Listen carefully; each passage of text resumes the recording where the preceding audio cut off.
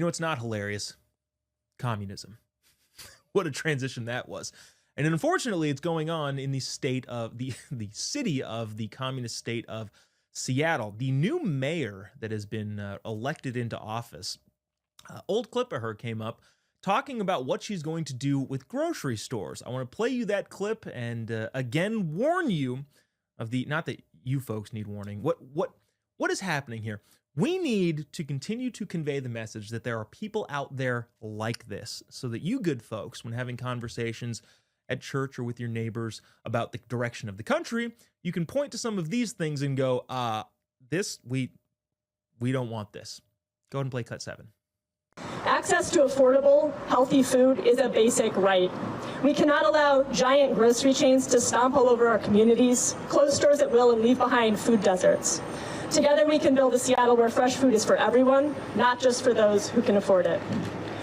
Food deserts are not natural. Corporations create them when they abandon our communities. As mayor, I'm excited to step up and with UFCW explore public option grocery stores to fill those gaps.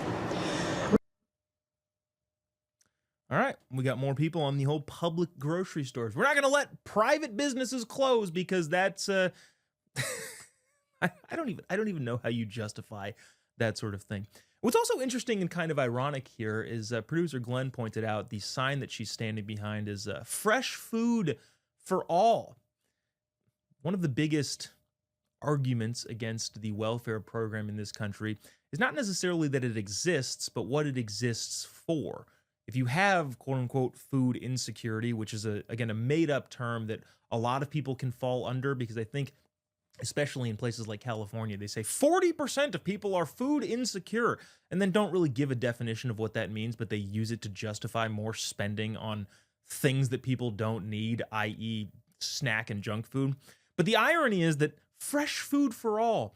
How many SNAP recipients are buying fresh food?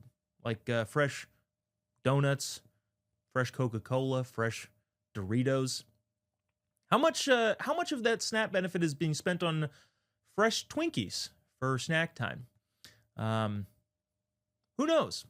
And actually, that is the case. Who actually knows? Because interestingly enough, you can't find that data.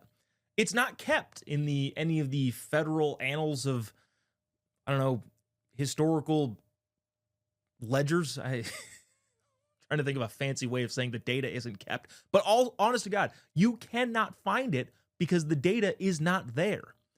And that's done intentionally.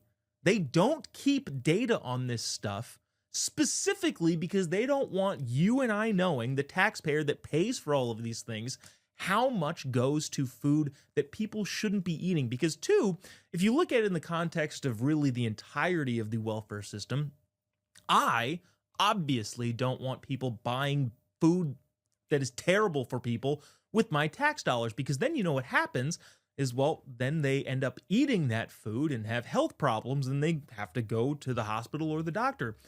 And who do you think pays for that? It's also me and also you. So yes, there are many justifiable reasons why you shouldn't be able to buy junk food with EBT or SNAP benefits or welfare really in any way, shape, or form.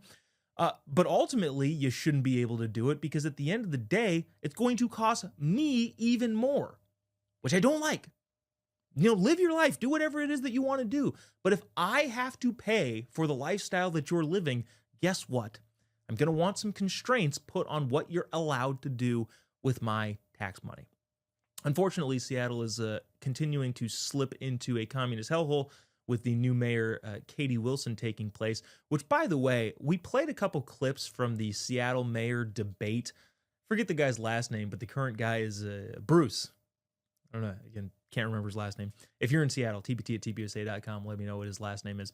But he said some insane things about crime.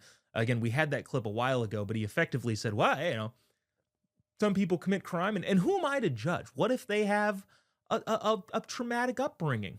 Oh, okay, then stabbing people with needles in the park unexpectedly is totally fine because you know what? He might have had a traumatic upbringing. Okay, so that guy lost to this lady. Unbelievable. It is one of those situations where I wish that more people paid attention to this, because we need to see what happens to places like New York City and Seattle, and hopefully in the more sane parts of the country go, yeah, I really, really don't want that to happen here. Good luck, Seattle. Best wishes. I do love your coffee, but I don't want to live there.